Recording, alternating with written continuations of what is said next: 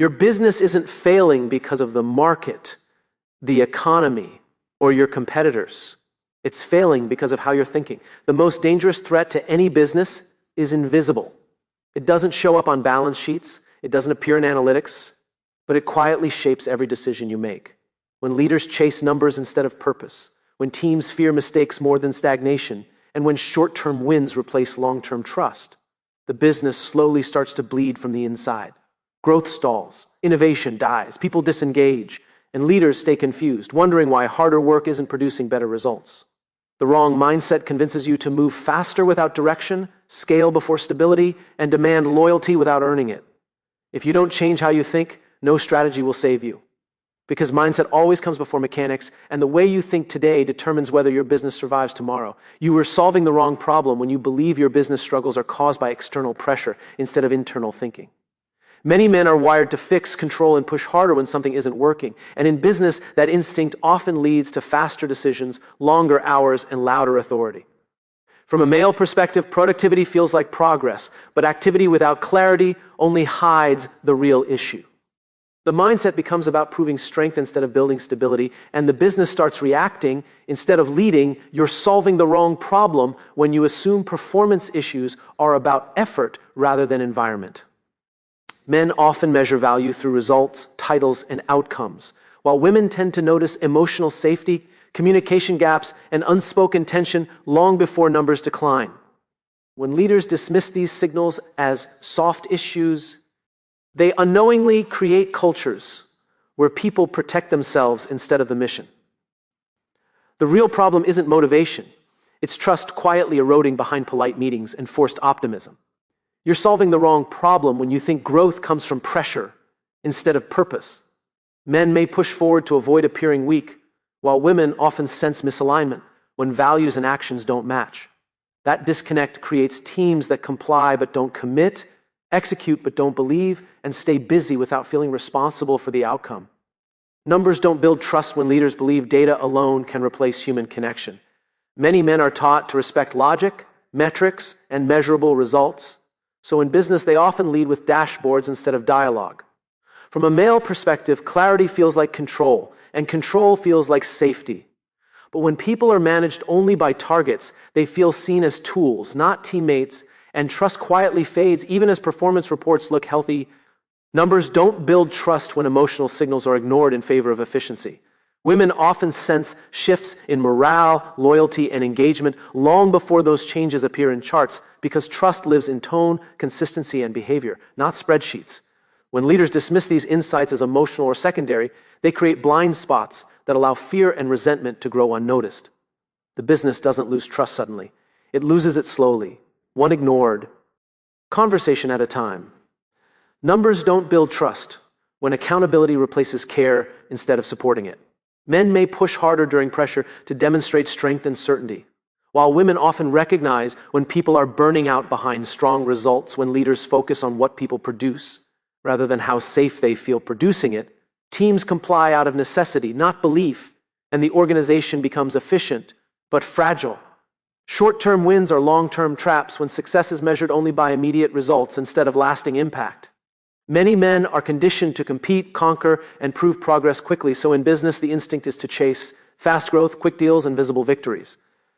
From a male perspective, momentum feels like mastery, but when decisions are driven by urgency rather than intention, they sacrifice trust, learning, and resilience for applause that fades quickly. Short-term wins are long-term traps when pressure replaces patience as the dominant leadership language. Women often sense when a team is being stretched beyond its limits, recognizing emotional fatigue and quiet disengagement before performance drops. When leaders ignore these signals to maintain the appearance of success, they normalize burnout and reward survival over sustainability. The organization keeps moving forward, but fewer people feel safe enough to speak honestly about what the pace is costing them. Short-term wins are long-term traps when leaders confuse speed with strength.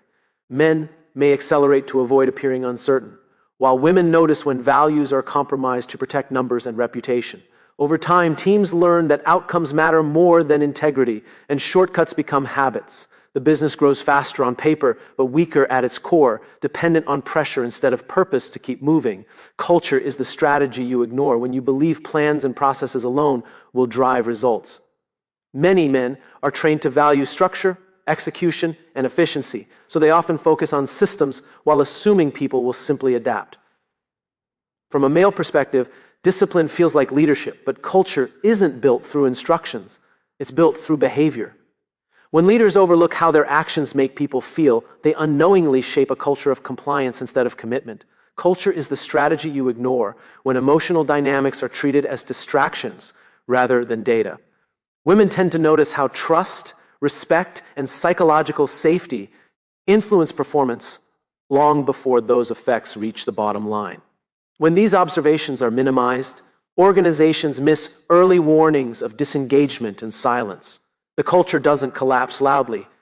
It erodes quietly as people stop sharing ideas, taking risks, or feeling responsible beyond their job description. Culture is the strategy you ignore when leadership is measured by authority instead of example.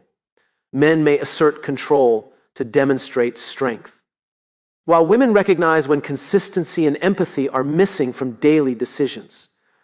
Over time, employees don't follow the mission written on walls. They follow the behaviors they see rewarded.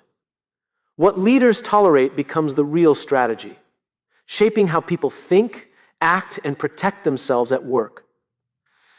Leadership is about responsibility, not control, when authority is misunderstood as power rather than service. Many men grow up equating leadership with command, decisiveness, and dominance, so in business they often try to manage outcomes by tightening grip and reducing autonomy. From a male perspective, control feels like protection, but the more leaders control people, the less ownership those people feel. The mindset shifts from building capable teams to supervising compliance, and responsibility slowly moves upward instead of spreading throughout the organization. Leadership is about responsibility, not control, when leaders accept accountability for the environment their people operate in. Women often recognize that performance is shaped by emotional safety, consistency, and trust more than pressure or surveillance. When leaders take responsibility for how fear, uncertainty, or favoritism shows up in daily work, they begin to see problems as signals rather than threats. Control reacts to mistakes by tightening rules, while responsibility responds by asking what failed in the system that made the mistake possible. Leadership is about responsibility, not control, when strength is defined by protection rather than authority. Men may instinctively step into direct and correct to avoid chaos, while women notice when people stop thinking for themselves because they're afraid to be wrong. Responsible leaders create conditions where people feel safe to speak up, challenge decisions, and take ownership without permission. In those environments, accountability grows naturally because people feel supported, not monitored, trusted, not managed. If the mindset doesn't change, nothing will, because behavior always follows belief. Many men approach business as a problem to be conquered, assuming that better tactics, faster execution, or stronger authority will eventually force results. From a male perspective, effort equals progress, but effort applied through the wrong lens only reinforces the same patterns. Leaders repeat strategies, double down on pressure, and blame resistance, never realizing the real limitation isn't the system, it's the thinking behind it. If the mindset doesn't change, nothing will, because people respond to how they feel before they respond to what they're told. Women often recognize shifts in morale, trust, and motivation earlier because they pay attention to emotional cues and relational dynamics. When leaders ignore these signals, they treat symptoms instead of causes, fixing processes while frustration quietly spreads. The organization keeps moving, but fewer people feel emotionally invested in where it's going or why their company. Attribution notices. If the mindset doesn't change, nothing will, because culture mirrors leadership psychology. Men may hide uncertainty behind confidence, believing leaders must always appear certain, while women notice when that certainty leaves no room for honesty or learning. Over time, people stop challenging ideas, stop taking risks, and stop caring beyond survival. The business doesn't fail suddenly, it slowly hardens, becoming efficient but uninspired. If the mindset doesn't change, nothing will, because transformation requires humility before it requires action. Men may resist slowing down out of fear of appearing weak, while women often understand that reflection is not hesitation, it's alignment. When leaders shift from proving strength to building trust, from chasing control to accepting responsibility, the organization begins to move differently, think differently, and respond differently to pressure.